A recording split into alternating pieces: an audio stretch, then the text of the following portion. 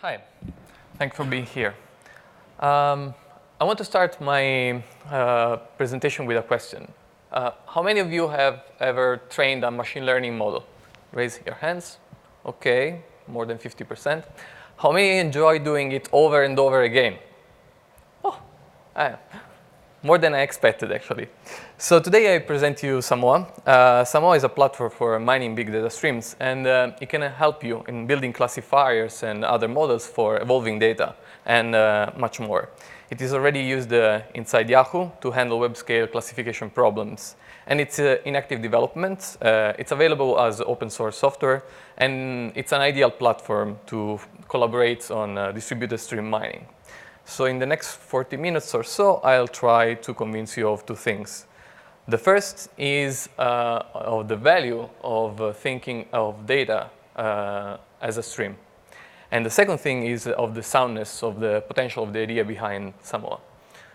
Now, before that, I'll just present myself. I'm a research scientist at Yahoo Labs here in Barcelona.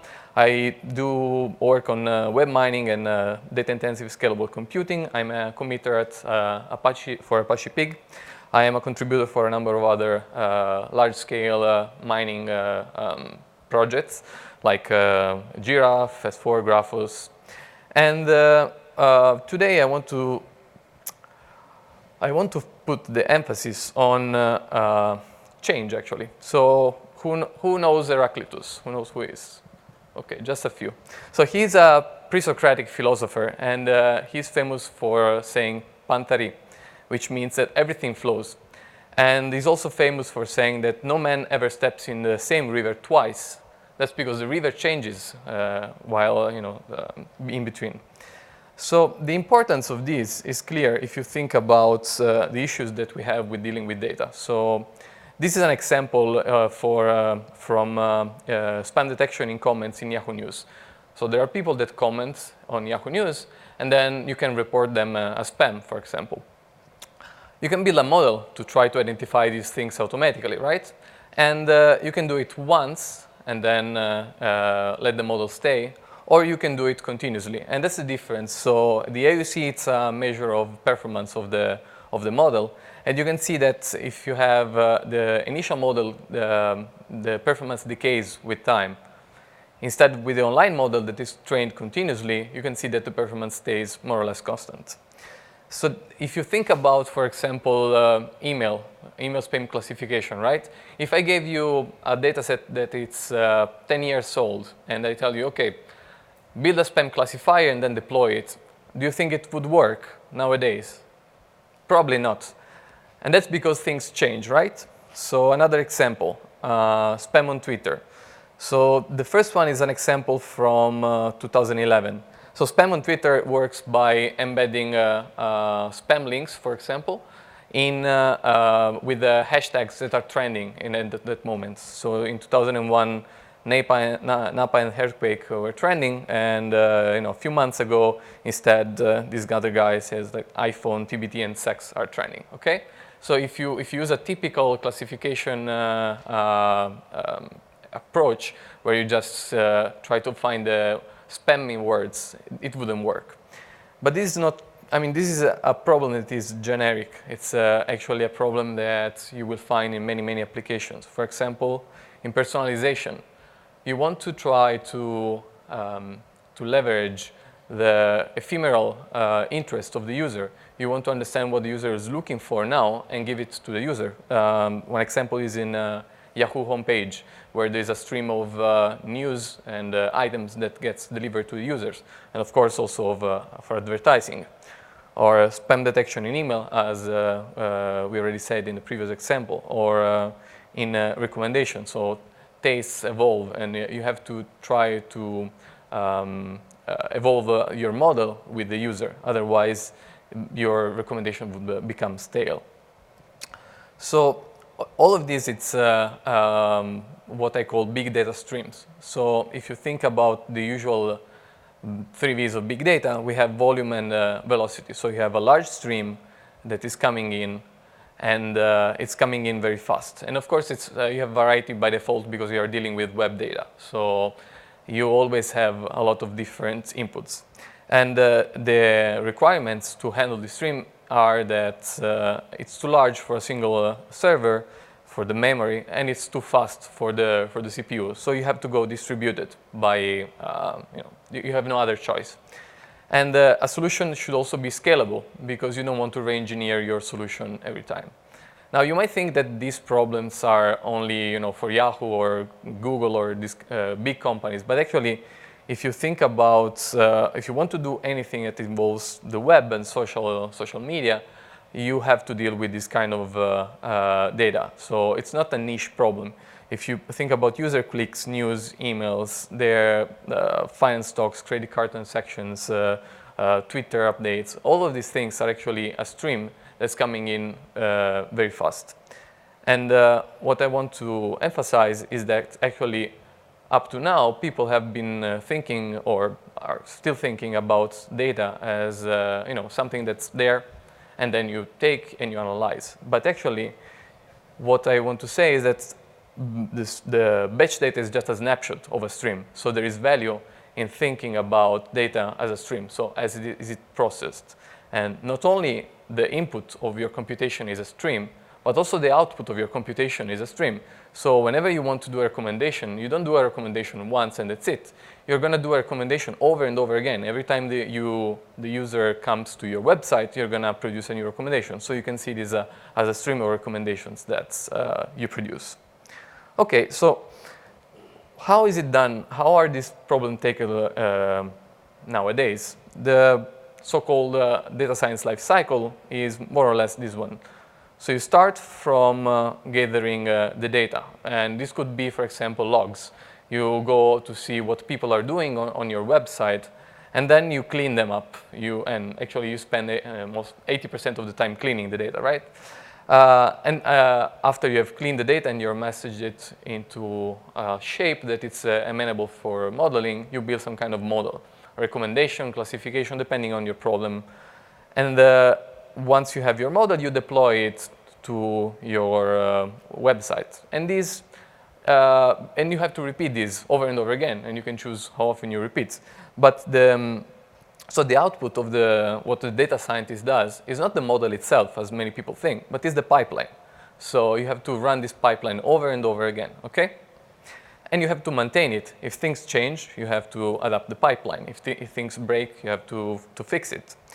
There are many tools that help you with this kind of approach. And Hadoop for storing the data and processing it, Pig for cleaning, for example.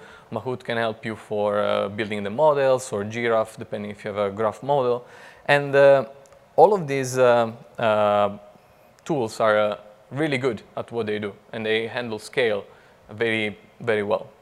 But they have a few problems. And if you think about them, there are basically two. One is operational, so it's a practical, pragmatic problem. You need to rerun this pipeline, and you need to redeploy this model. And this entails a few questions, like how often do you do that? And what do you do if the pipeline breaks? What do you do if the model you crunched is somehow wrong? How do you roll it back? So there are a lot of questions that need to be addressed from a practical point of view. And the other one instead is more paradigmatic. The thing is that you have new data that's arriving continuously. As we said, data is a stream that's arriving continuously. And usually what you do is you store it somewhere. And the data is lying there without generating any value until you retrain your model, OK? So if you want to take advantage and value from this kind of data, you have to have a very short update time. But that, of course, consumes more and more processing, because maybe you have to reprocess the same data over and over again. And I like to think about this as operational costs, or actually it's an opportunity cost. It's something that you could take advantage of, but you're not doing just because of your infrastructure. And you want to minimize this kind of thing. It's like keeping an inventory. So Amazon keeps their inventory of products, but what they're very good at doing is to keep this inventory as small as possible, so that the money that is lying there without generating any value is minimized. So many tools deal with this problem. at the moment. The present of big data is you have a lot of data and you want to try to find the value in it in very large amounts. But what I see as the future of big data is this. It's drinking from a fire hose. So you have this data that's coming in very fast, and you have to make sense of it as fast as possible, because there is no looking at it a second time. Okay? Now, you can think that you could use the same tools as the ones that are already popular, like Hadoop, to do this, but actually that's not true. And this comes from historical reasons. And everything started with databases in the 70s, and there were people pushing the boundaries of databases in various directions. In particular, they wanted to make it larger, and to do that, they went into sharding and massively parallel databases, and they wanted to make it faster. And to do that, at a certain point, they started having the idea of these stream databases. And the idea is there that you don't have data that you query, but you have queries that you send your data to. So what you're doing is that your application are standing queries, and sorry, and your data is coming in continuously, and you want to answer these queries continuously. So at any given time, you have the answer to your query. Now, these things evolved into what we call stream processing engines. And massively parallel databases were kind of supplanted by Hadoop and its ecosystem, even though if you think about the recent developments such as SQL on Hadoop, Hive, and all these kind of things, all the research done on these massively parallel databases is merging again back into the Hadoop. Now, I want to focus on stream processing engines because they are, of course, different from the tools that I spoke about before. And I want to give you a very short history of how they evolved. And by very short, I mean one slide. They started around 2003 with Aurora. And that's what I call the first generation stream processing engines. And it's exactly what I described before. You have one database that is getting data continuously, and you have standing queries that you want to answer continuously. And that's it, single machine. The second generation started with Borealis around 2005, and the idea is to have federated execution and user-defined function.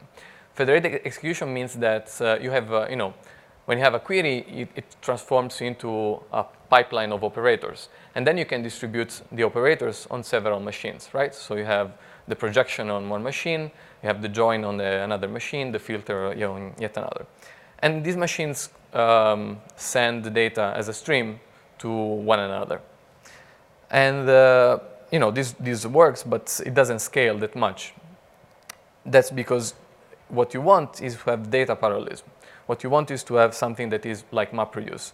And that came around 2010 with S4, which was released by Yahoo. It's a distributed stream processing engine, and it's MapReduce inspired in a sense that each stream is seen as a stream of key value pairs. And then you can basically distribute these key values across your cluster of machine and process several substreams independently. The model that these engines implement is the actors model. So you have these streams, you have these processing elements, which are the operators, and each of these columns is one operator that is parallelized across several machines. So for example, the first one could be a parallel filter, the second one could be a parallel join, for example, okay?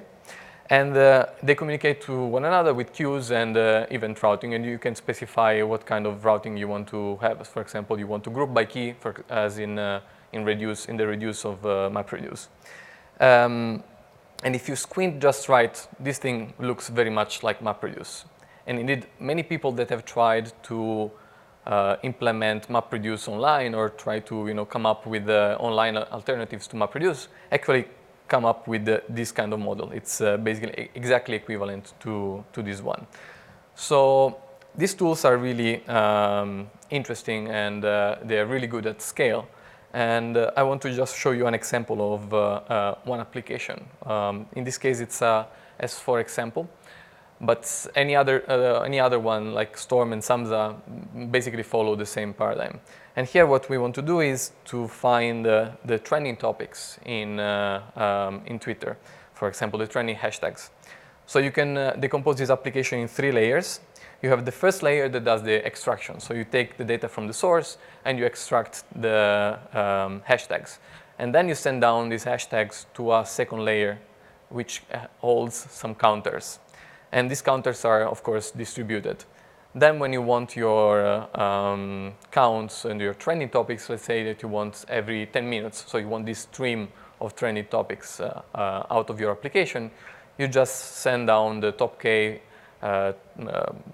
counters for each topic to a single aggregator, and then you can do another top K to find the final result. So this thing is a process that is standing there, and it's continuously answering your query. It takes as input a stream, and it has as an output another stream. So why not use Hadoop? Well, if you think about, there are people that really would like to use Hadoop for this, and Hadoop works perfectly. We have a lot of knowledge about it. Why don't we just keep doing what we were doing it and just live with it? So if you cannot do something with Hadoop, we just don't do it. And I think this is fundamentally wrong. So the thing about the best definition that I found so far about big data is the one from Jacobs in 2009. It's data whose characteristics forces us to look beyond the traditional methods that are prevalent at the time. And I hope you agree with me that Hadoop is prevalent nowadays. So if we want to look beyond Hadoop, which is the title of this track, we have to look at things that are different. For example, the tools I spoke before.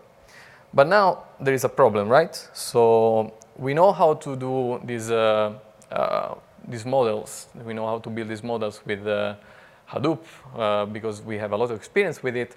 But how do we do the same thing with these other tools, these distributed stream processing engines? It's a different setting because we have data that's continuously arriving. You cannot really know everything about the data because you cannot foresee what's coming. So there is a whole bunch of research that has been done on these kind of things, and it's mainly in the theoretical computer science community, and they came up with the so-called streaming model. So there are algorithms that can give you some approximate solution within some guarantees compared to the batch solution. The idea is that if you have an infinite stream that is coming continuously into your system, you cannot afford to memorize everything, right? Because you would need infinite memory. So you have to approximate the answer. So even counting the unique elements in a stream is a problem that cannot be solved exactly. So even simple problems are very difficult in this setting. So you set for approximation, and approximation algorithms with some guarantees. So you're guaranteed that the answer is not too far from the real answer. You have a single pass on the stream. You would never look at an item twice. And you have to use sublinear space and time, because otherwise it would not scale, okay? And the other thing I want to point out is concept drift. That is, if you don't have concept drift, so if you don't have evolution, if the stream doesn't change, you wouldn't need all this, because you could take a sample of the stream, like the first few million examples, build your model, and it would work forever, because there is no change. But as we say that in the beginning, everything changes, and we already agreed that, for example, if you take data from 10 years ago and build a spam filter, it would not work today. So this happens in practice. SAMOA is a tool that tries to help you with this problem. So it fits the gap that is there right now in handling data and building models for streams. If you, so we can think about it as it's a platform. You can think about it in two ways. For researchers that like,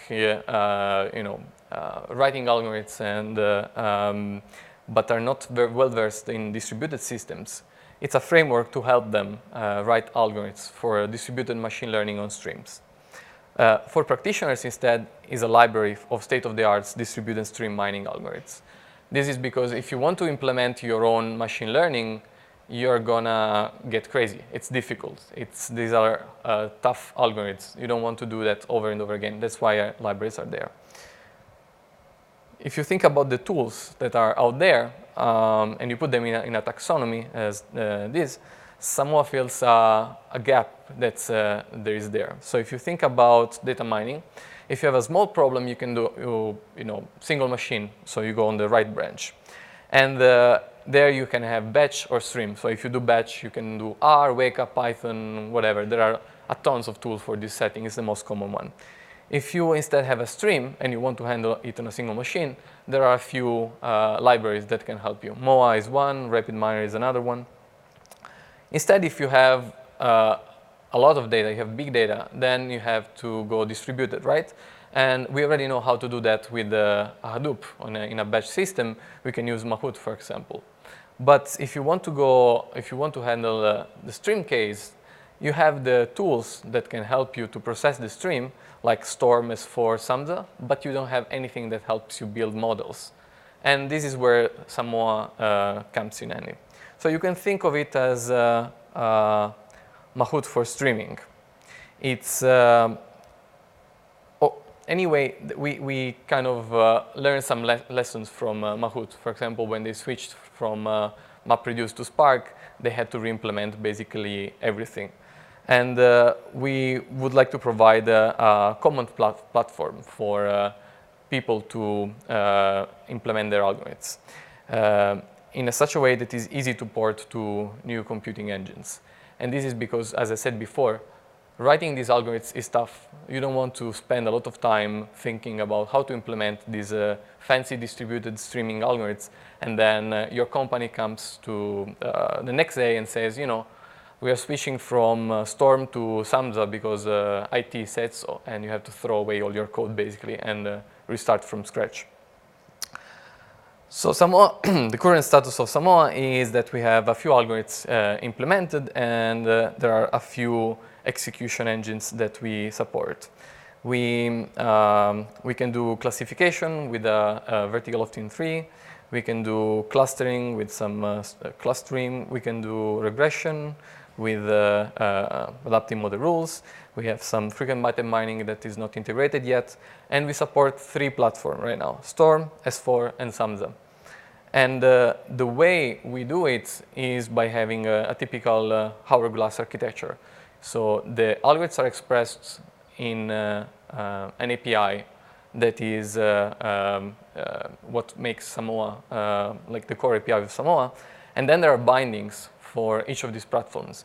And the bindings are surprisingly simple to implement. So if you want to plug in your own platform, you just write this binding and you will have all the algorithms that run on SAMOA running on your platform. If you instead want to write another algorithm, you can collaborate with people at LinkedIn because they use Samza, and you can collaborate with people at Twitter because they use Storm, and still run the same code, which is, I think, very powerful. So is it useful for you? Well, if you have a lot of data that's coming in very fast, yes, and if it changes. So it's a very specific use case, but it's more and more common nowadays. As we saw it in this morning in the keynote, we are producing more and more data, and we are producing it continuously.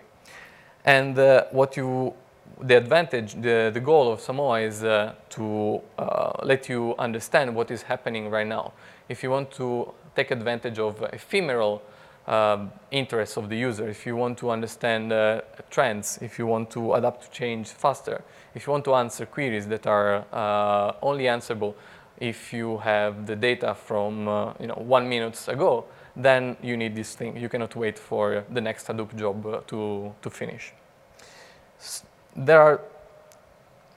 So coming back to the problems of that I highlighted before, from the operational point of view, there are several advantages. You run everywhere. We program once and you run everywhere. So you have code reuse. You reuse existing infrastructure. If your company decides to use Storm or SAMSA, you can still collaborate on the algorithmic part, which is the tougher thing to actually code and implement.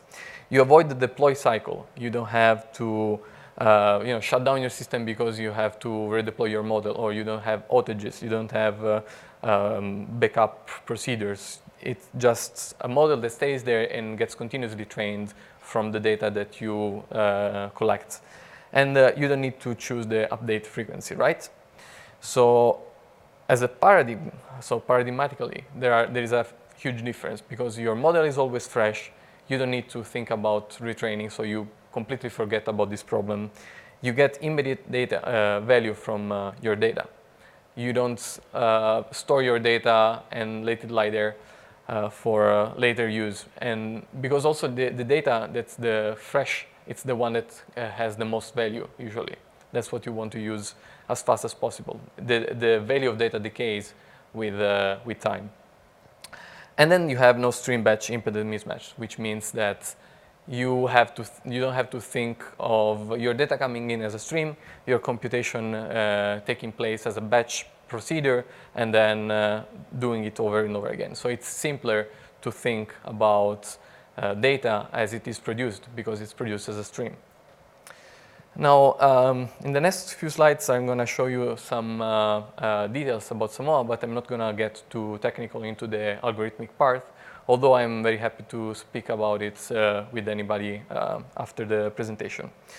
So the API has a few components. We have the processing item, which is the scaffolding that we use to build these streams, these topologies, which are kind of graph of streams that communicate with one another. And this is what we use basically as an adaptation layer for the different platforms. So you implement different processing items in different platforms, and then you have the ability to run the algorithms in your platform. The processor instead is what the user writes. So if you want to write an algorithm, you encapsulate your code in a processor. And the processor sees events one at a time and then processes them and then spits out new events that will get to the next layer of the topology. And the stream is the way, of course, these processors communicate. And these simple concepts basically capture 90% of what the various platforms provide you. So Storm, SAMSA, S4, they can all be represented. So the programming paradigm, it can all be represented this way. So if you want to actually build a topology, which is this graph that we're speaking about, it's very simple. So it's Java, by the way. And let's say you want to build a graph that does a join, for example, right? So you have two sources and two streams that gets into the single processor that does a join. So you create a processor that reads from the first source. You create another processor that reads from the second source. And then you just you create the third processor that does the join, and then you connect the stream that come out from the two sources in some way. So in this case, I'm connecting them in some way that wouldn't make sense for a join, but it's just to show you what kind of primitives you have. So you can ask the platform to do key grouping, like in MapReduce or in the reduce phase. You can do a simple shuffle, so you don't care about what kind of grouping you have, or you can send broadcast messages to the next layer of the topology. Now, you might wonder how you actually are able to do this thing from a platform point of view. And what we do is we separate the various components in several modules. And we have the main API and the algorithms in one module, and then we have bindings that can be developed separately for the various platforms. So whenever you want to run SAMOA on a platform, you compile it for a specific platform, and you get a deployable jar for that platform. For example, for S4 or for Storm in this case. And the code for the different bindings is neatly separated. So once you get your deployable, you can basically launch it on your platform and you can run your model. Okay. So concluding, I presented you SAMOA, and which is a platform for mining big data streams. It runs on existing distributed stream processing engines such as S4, Storm, and SAMSA. It has algorithms for classification, regression, and clustering. And it's available in open source. So I invite you to try it out. It's a product that we released last year. It's at the 0.2 release. So it's used inside Yahoo in production, but I wouldn't expect you to be able to run as is in production. What I want to ask you is actually if you're interested in these kind of things, these kind of topics. We are in the process of incubating it into the Apache Software Foundation. So if you want to contribute your knowledge and expertise and you're interested in this problem, then just come to speak with me. Because streaming, I think streaming is really the way ahead if you want to deal with these large amounts of data that we are generating nowadays. This is the current team. We have Albert, Bife, and myself that were the initial ideators of the platform. We have some other people working at Yahoo and some students that helped us building the platform. And that's it. Thank you for your time.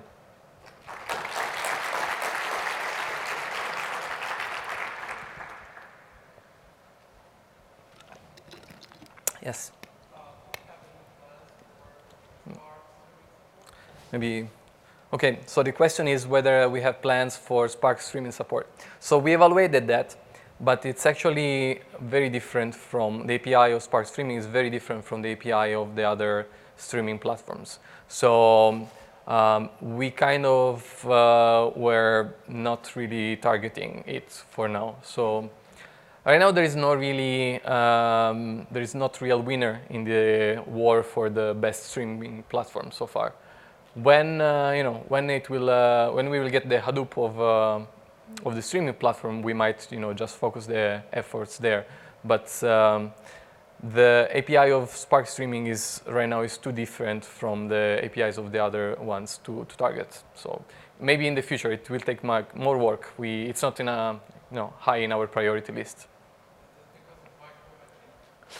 If it's because of micro-batching. Yeah, in some part it's because of micro-batching, because basically the API that you expose to the programmer is not the same as the one from Storm, where you have like one item at a time. And we might be able to support a small subset of the features of Spark streaming, but we think it's a bit unnatural for the kind of algorithms that we are targeting and that we are implementing actually. So in these algorithms for the streaming model, what you're doing is you're always seeing one example at a time. So it's slightly different. It can be done, but it's more work.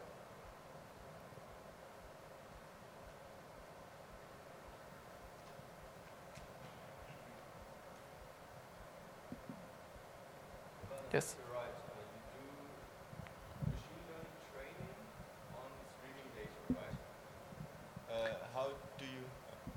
So you are doing machine learning on streaming data, and how do you do things in training when you have to calculate the mean or something? There's a lot of data included, so you need a subset of data.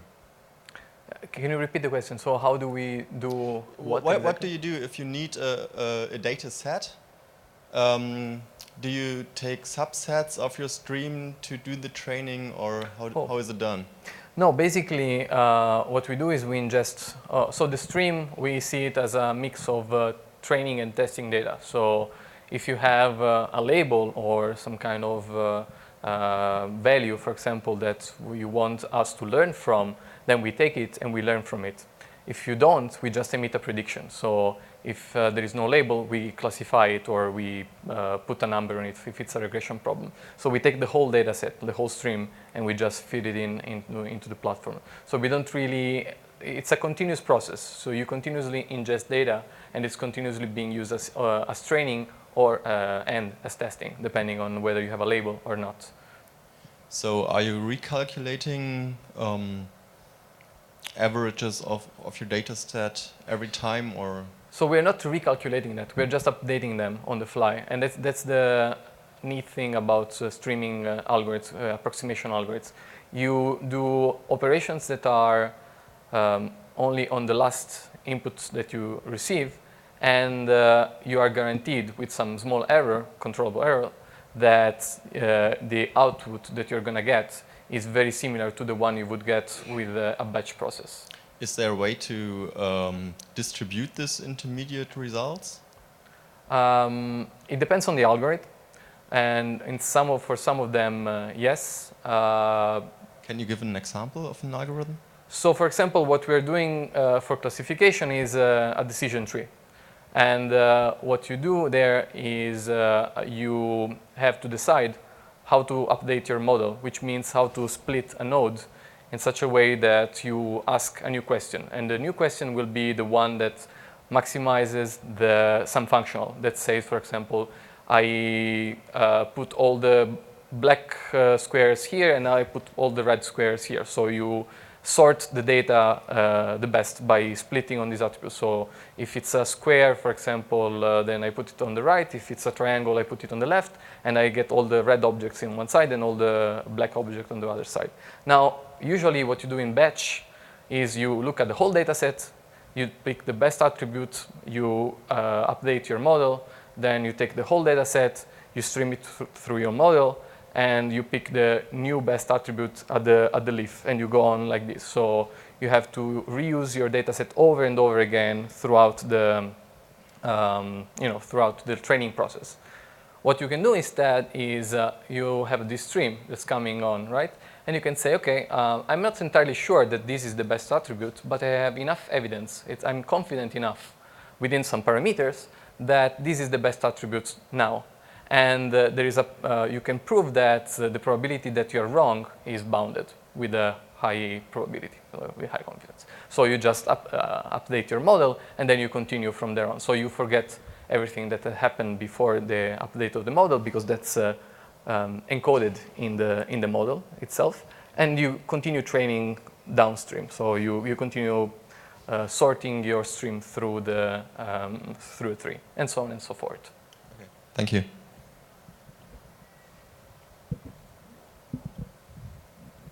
So how do you attack the problem?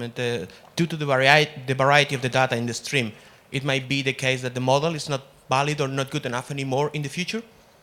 Yes, so that's the concept drift problem. So we have, there is a vast literature on that kind of problem again. And okay, now that I spoke about the tree, I can speak how you do concept detection on the tree. So what you do is you monitor performance at the leaf on internal nodes. And you can do that by using the training data. So you can see that, for example, at a certain point, your training error goes up. This means that something changed, because by statistical theory, your training error should always go down, because if the distribution is stable, you should just learn better and better, maybe marginally better, but it should not go up. So what you can do is for example, you can try to start learning a parallel tree in the background and monitor its training error. Whenever its training error is less than the original one, you swap them.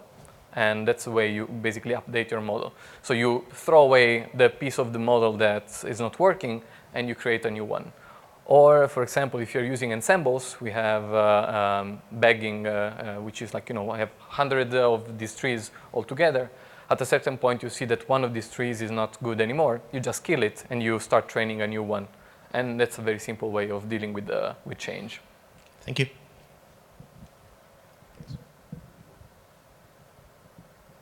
Maybe there was a question here? No? Okay. Sorry? So the follow-on question was, so in a nutshell, you guys are doing delta updates on the trees. Yes, exactly. Okay. We just update the trees a little by little with each example that we see. So your performance will not be good, for example, at the beginning because you don't know anything. And in that case, you can bootstrap your model with some historical data that you can stream through, for example. And then you have, for example, a second source that connects to the live data and starts sending it to the model. For example, today somebody spoke about the Lambda architecture, which is some kind of similar to this, but I like more the concept of Kappa architecture that was proposed by Jay Krebs at LinkedIn, where instead of doing, you implement your logic in Hadoop and you implement your logic in Storm, and then you try to combine them.